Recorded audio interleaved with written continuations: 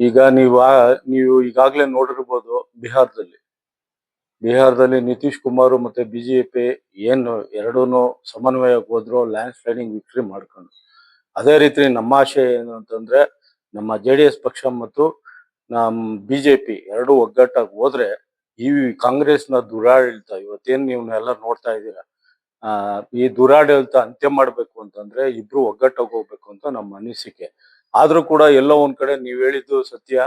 ನಾವು ಮಲ್ತಾಯ್ ಧೋರಣೆ ಇಲ್ಲಿ ನಮ್ಮ ಪಕ್ಷದಲ್ಲಿ ನಮ್ಮ ಪಕ್ಷಕ್ಕೆ ಏನ್ ಬಿಜೆಪಿಯವರು ತೋರ್ತಾ ಇದ್ದಾರೆ. ನಾವು ಕೂಡ ಶಾಸಕರಲ್ಲಿ ಎಲ್ಲರ ಹತ್ರನು ಒಂದು ಸಮನ್ವಯ ಸಾಧಿಸುವಂತ ನಾವು ಈ ನಿಟ್ಟಿನಲ್ಲಿ ಕೆಲಸ ಮಾಡ್ತಾ ಇದ್ದೀವಿ.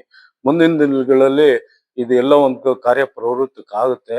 ಅವರು ಕೂಡ ಅರ್ತ್ಕೊಂತಾರೆ, ನಮ್ ಜೊತೆ ಬೆರೀತಾರೆ. ಹಾಗೆ ಇವತ್ತು ಯಾರು ಬಿಜೆಪಿಗೆ ಹೋಗಿದಾರೋ ಅವರೆಲ್ಲ ನಮ್ಮ ಜೆಡಿಎಸ್ ಕಾರ್ಯಕರ್ತರೆ. ಏನು ಇವತ್ತು ಬಿಜೆಪಿ ಕಾರ್ಯಕರ್ತರಿದ್ದಾರೋ ಅವರೆಲ್ಲ ನಮ್ಮ ಜೆಡಿಎಸ್ ಕಾರ್ಯಕರ್ತರೆ. ಹಾಗಾಗಿ ಮುಂದಿನ ದಿನಗಳಲ್ಲಿ ಏನ್ ವರಿಷ್ಠರು ತೀರ್ಮಾನ ತಗೊಂತಾರೋ ಅದರಂತೆ ತೀರ್ಮಾನ ಆಗುತ್ತೆ.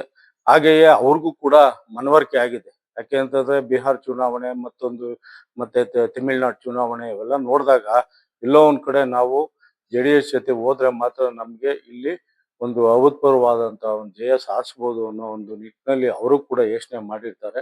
ಹಾಗಾಗಿ ಎಲ್ಲೋ ಒಂದ್ ಕಡೆ ಇದು ಒಳ್ಳೇದಾಗುತ್ತೆ ಅಂತ ನನ್ನ ಭಾವನೆ.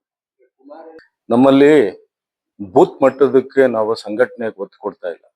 ನಮ್ಮಲ್ಲಿ ಏನಾಗ್ತಾ ಇದೆ ಅಂದ್ರೆ ಯುದ್ಧ ಕಾಲದಲ್ಲಿ ಶಸ್ತ್ರಾಭ್ಯಾಸ ಅನ್ನಂಗೆ ನೀನ್ ಎಲೆಕ್ಷನ್ ಬಂದಾಗ ನಾವು ಎದ್ದೇಳ್ತೀವಿ. ಅದು ಆಗ್ಬಾರ್ದು. ಇನ್ನೊಂದು ಏನಂತಂದ್ರೆ ನಾವು ಸಂಘಟನೆ ದೃಷ್ಟಿಯಿಂದ ಪ್ರತಿಯೊಂದು ಬೂತ್ ಮಟ್ಟಕ್ಕೆ ಹೋಗಿ ಪೇಜ್ ಮಟ್ಟಕ್ಕೆ ಹೋದ್ರೆ ಮಾತ್ರ ನಮ್ಮ ಪಕ್ಷ ಸಂಘಟನೆ ಆಗುತ್ತೆ. ಆಮೇಲೆ ಎಲ್ಲೋ ವಲಸಿಗರು ಈ ಬೆಂಗಳೂರಲ್ಲಿ ತುಂಬಾ ವಲಸಿಗರು ಜಾಸ್ತಿ. ಅಂದ್ರೆ ನಾರ್ತ್ ಸೈಡ್ ಅವರೆಲ್ಲ ಒಂದ್ ಸ್ವಲ್ಪ ನರೇಂದ್ರ ಮೋದಿ ಅವರ ಒಂದು ಕಾರ್ಯವೈಖರಿ ಬಗ್ಗೆ ಅವರು ಬಿಜೆಪಿಗೆ ಒಲವು ತೋರಿಸ್ತಾ ಇರ್ತಾರೆ.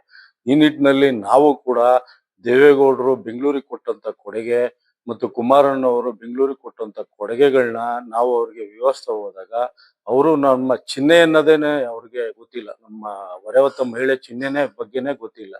ನಾವು ಹೆಚ್ಚೆಚ್ಚು ಅವ್ರನ್ನ ತಿಳಿ ಹೇಳಬೇಕು. ಏನ್ ನಮ್ಮ ಜೆಡಿಎಸ್ ಪಕ್ಷದ ವತಿಯಿಂದ ಏನು ಒಳ್ಳೊಳ್ಳೆ ಕೆಲಸ ಆಗಿದೆ ಆ ಕೆಲಸಗಳನ್ನೆಲ್ಲ ಮನವರಿಕೆ ಮಾಡ್ಕೊಡ್ಬೇಕು. ಆ ಮನವರಿಕೆ ಮಾಡ್ಕೊಟ್ಟಾಗ ಅವ್ರಿಗೂ ಕೂಡ ಮನವರಿಕೆ ಆಗುತ್ತೆ ಏನು ಈ ಪಕ್ಷ ಏನೇನ್ ಮಾಡಿದೆ ಕೆಲಸ ಅಂತ.